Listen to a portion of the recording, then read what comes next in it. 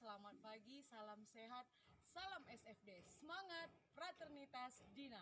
Bertemu lagi dengan Ibu MG di pertemuan ketiga mata pelajaran sosiologi. Adapun topik pelajaran kita hari ini adalah mengenai gejala-gejala sosial, karakteristik gejala sosial, dan juga contoh gejala sosial. Ibu harapkan kalian dapat serius belajar, tetap jaga kesehatan, dan yang terpenting nakku, ingat mengerjakan tugas. Terima kasih.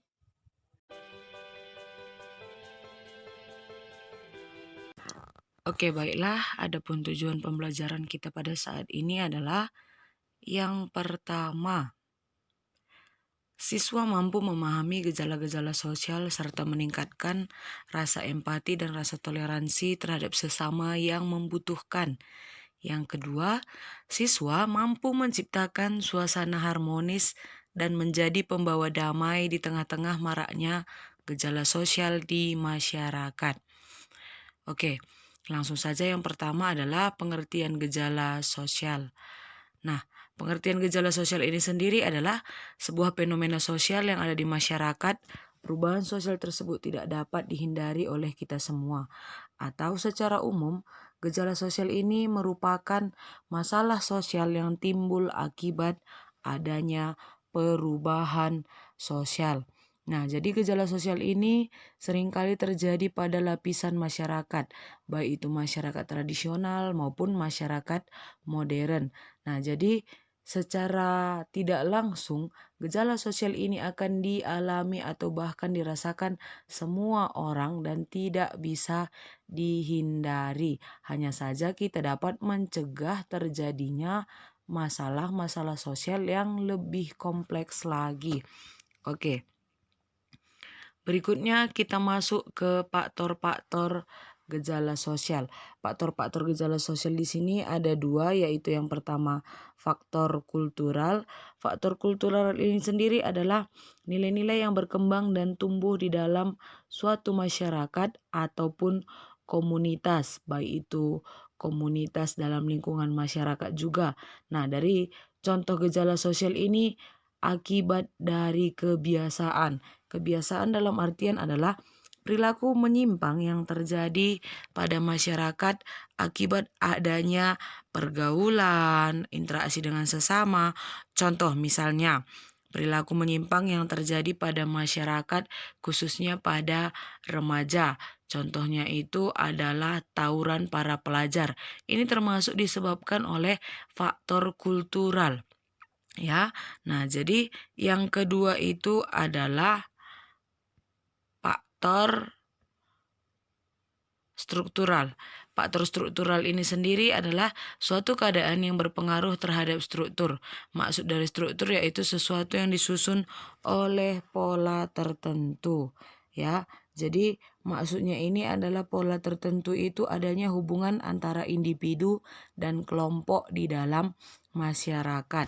Nah, di sini Ibu sertakan satu buah contoh dari faktor struktural.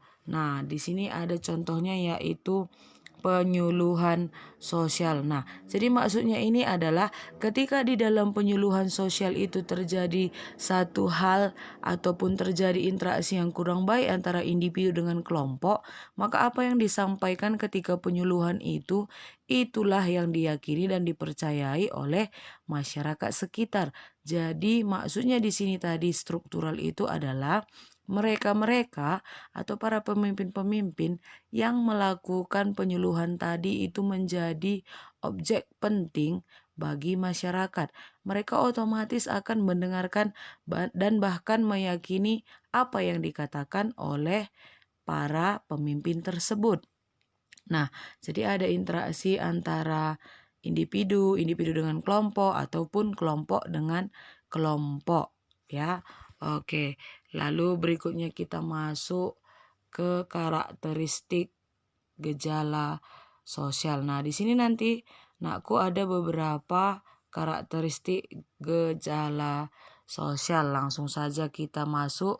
Yang pertama itu karakteristik Gejala sosial yang pertama itu adalah sangat kompleks. Artinya sangat kompleks ini adalah dipengaruhi dan juga mempengaruhi hubungan manusia mulai dari segi agama, ekonomi, politik, budaya, sosial. Nah, jadi sangat lengkap. Karakteristik gejala sosial ini sangat lengkap, ya. Oke, lalu yang berikutnya itu adalah beraneka ragam.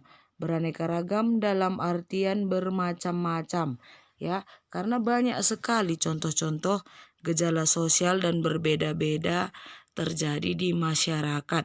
Sekalipun mereka saling berkaitan, tetapi tidak bisa semuanya kita samakan.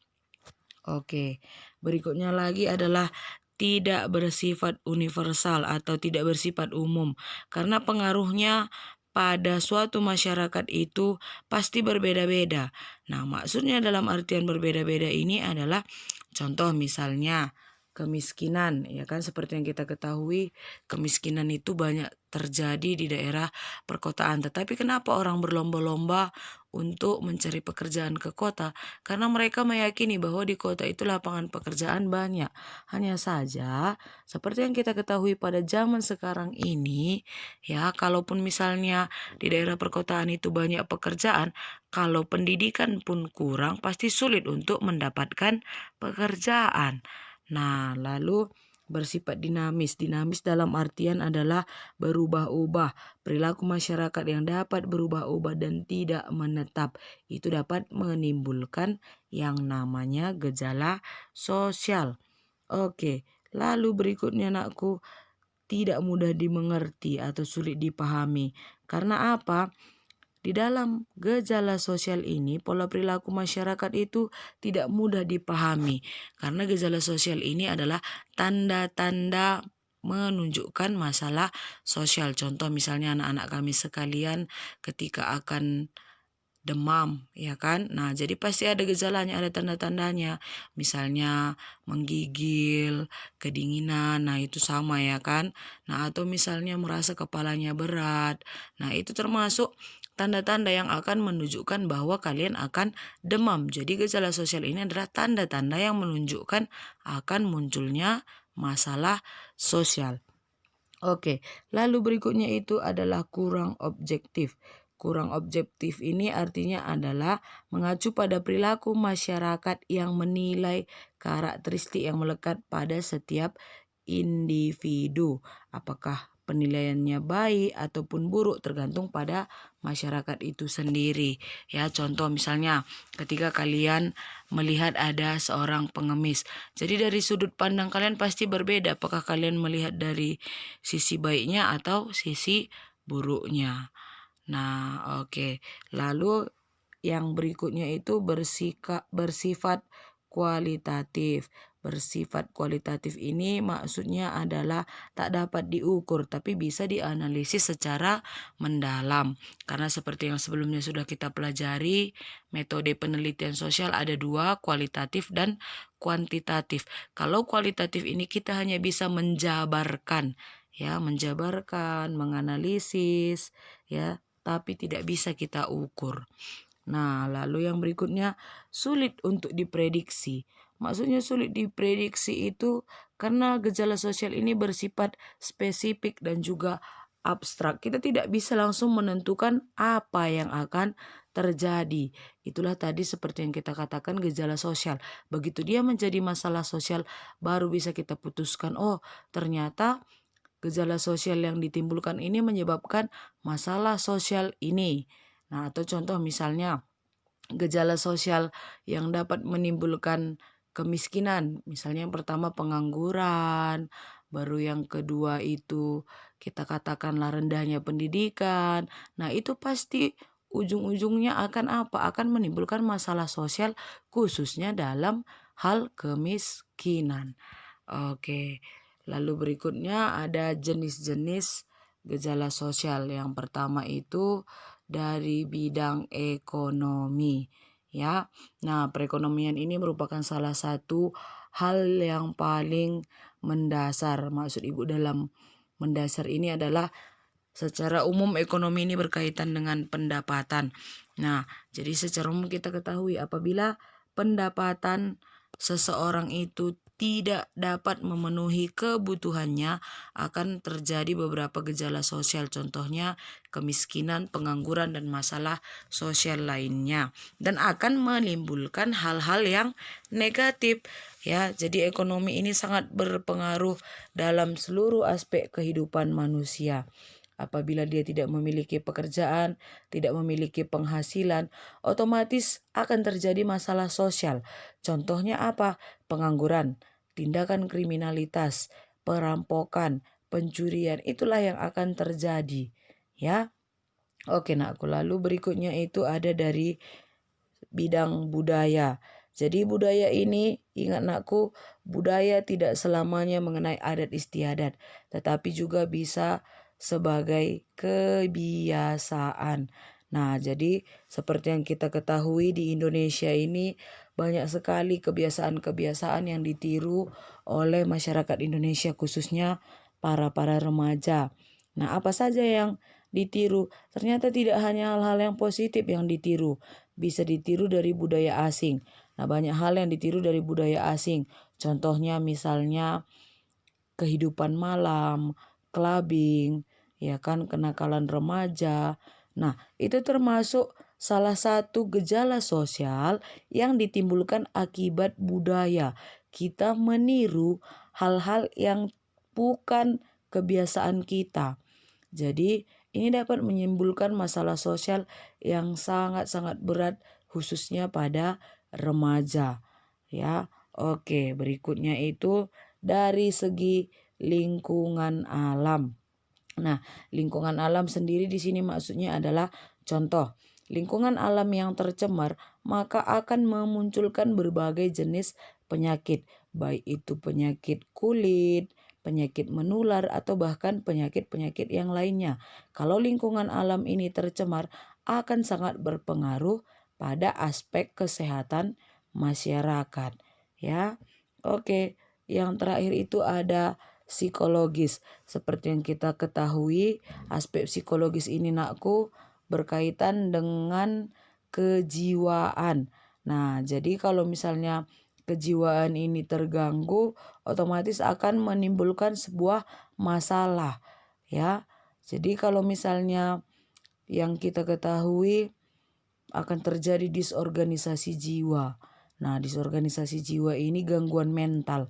Kalau seseorang itu terganggu mentalnya, maka dalam kehidupan sehari-hari itu pun dia tidak akan bisa seperti orang normal lainnya.